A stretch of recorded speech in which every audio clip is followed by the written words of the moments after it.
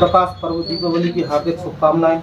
आपके जीवन में नित नए उन्नति के अवसर मिले, इसी कामनाओं के साथ सभी को शुभकामनाओं का संदेश। और आज प्रेस कॉन्फ्रेंस करने का मेरा मुख्य उद्देश्य जो था, वर्तमान समय में जो चुनावी प्रचार प्रसार सरगर्मी पर है और उसके साथ साथ जो मार्केट में अफवाहें उड़ रही हैं, जो कांग्रेस और बीजेपी के द्वारा जनता को बदलाने का कार्य किया जा रहा है, उसके उपलक्ष्य में आज हमने यहाँ प्रेस कॉन्फ्रेंस रखी है ताकि जनता के बीच में हमारा मैसेज पहुँच सके और दबाव की जो राजनीति वर्तमान समय में हो रही है देवरी विधानसभा में, उस पर रोक लग सके।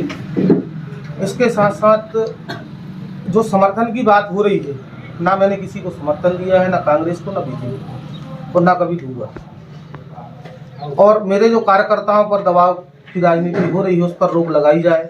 आज वर्तमान समय में कई हमारे कार्यकर्ता मध्याह्न भोजन भी चला रहे हैं, उन पर भी दबाव रखा जा रहा है कि आपको अगर मध्याह्न भोजन चलाना है तो आप हमारे साथ रहें, अगर नहीं चलाना है तो दीवान साहब के साथ जाएं। तो इस प्रकार की जो दबाव पूर्ण राजनीति हो रही है क्षेत्र में, इसको पूर्णतः रोका जाए ताकि जो लोकतंत्र है, लोकतंत्र विधानसभा का चुनाव निष्पक्ष रूप से हो सके। और उसके साथ साथ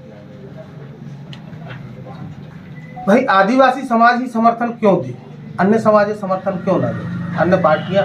अगर आपको लग रहा है हमारे कारण आप चुनाव हार रहे हैं तो आप हमें समर्थन दें, गोंडवाना गठबंधन पार्टी ही आपको समर्थन क्यों दे। इन सभी चीज़ों का मैं खंडन करता हूँ और जो दबाव मेरे ऊपर और मेरे कार्यकर्ताओं के ऊपर आ रहे हैं, कृपया कर वो दबाव ना डाले जाए ताकि हम लोग निष्पक्ष रूप से चुनाव लड़ सकें और आगामी समय में जनता का आशीर्वाद प्राप्त कर सके। परिणाम जो भी हो, प्रयास हमें करना होगा। आज केसली विकास खंड से मैं पहला प्रत्याशी हूं जो विधानसभा का चुनाव लड़ रहा हूं। आज़ादी के 70 साल बाद देवरी विधानसभा में केसली ब्लॉक से ना किसी राष्ट्रीय पार्टी ने प्रत्याशी बनाया है। दलित अहरवार और आदिवासी प्रत्याशी तो ठीक ठाक, अन्य समाजों का भी इन्होंने प्रत्याशी नहीं चुना इधर पे। क्या केसली समाज में, केसली नगर में नेता निवास नहीं करते हैं? केसली समाज में क्या राजनीति नहीं होती है? तो इन सब चीज़ों को ध्यान रखते हुए मैं सभी राष्ट्रीय दलों से आग्रह करूंगा कि केसली क्षेत्र और देवरी विधानसभा में जो ये दबाव की राजनीति हो रही है, उस पर रोक लगाई जाए। और शासन प्रशासन से मैं भी आग्रह करूंगा कि इन सब चीज़ों पर शीघ्र रोक लगाई जाए। ये निश्चित रूप से कांग्रेस पार्टी की ओर हमारा इशारा जाता है। वर्तमान समय में हमारे कार्यकर्ताओं को हमारे आदिवासी समाज पर, हमारे अहरवार समाज पर जो दबाव रखा जा रहा है वोट बैंक के लिए, भाई निश्चित रूप से आज एक उनके बीच का प्रत्याशी उनके सामने है तो वो उनको समर्थन दे रहे हैं। लेकिन वर्तमान समय में जो कांग्रेस के द्वारा ये तुच्छ राजनीति की जा रही है, दबाव की राजनीति, तो वो ना की जाए। फेक ग्रुप से भी डाला जा रहा है, फोन के माध्यम से भी डाला जा रहा है। कई उनके रिश्तेदारों के फ़ोन हमारे पास भी आ रहे हैं कि भाई साहब समर्थन दें आप। कई हमसे मिलने भी आ रहे हैं और कई हमारे कार्यकर्ताओं को भी दबाव डाल रहे हैं कि भाई कई मध्याह्न भोजन भी चला रहे हैं, कई अन्य सरकारी योजनाओं से भी जुड़े हुए हैं जो शासन के द्वारा चलाई जा रही हैं, जो स्व सहायता समूहों के द्वारा चलाई जा रही हैं, उन पर भी उनको दबाव डाला जा रहा है। सरपंच सचिवों पर भी दबाव डाला जा रहा है। कॉल रिकॉर्डिंग तो नहीं है हमारे पास। अब व्यक्तिगत रूप से आप अगर हमसे मिलने आएंगे तो उसकी हम आपको थोड़ी रिकॉर्डिंग करेंगे तुरंत। अचानक आके अगर आप हमसे बोले, दबाव दोनों दल हो सकते हैं, लेकिन अभी जहाँ तक हमें सुनने में आ रहा है वो कांग्रेस से ही आ रहा है।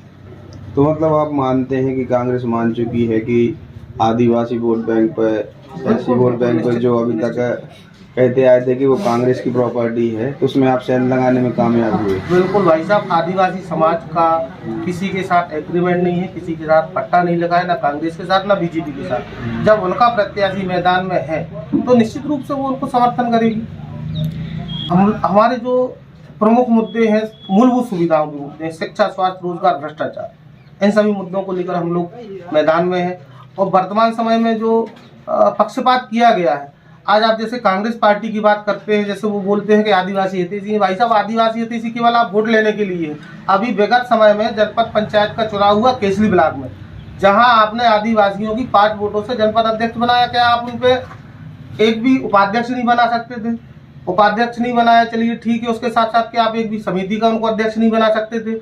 हम लोग राजा महाराजाओं की संतान हैं जिन्होंने यहाँ राज किया है। गोंडवाना ये जो लैंड है, यहाँ हम लोगों का राज रहा है, और जब हम लोग इतना सब मैनेज कर सकते हैं तो ये तो विधानसभा एक छोटा सा क्षेत्र है, तो हम लोग मैनेज नहीं कर सकते हैं क्या?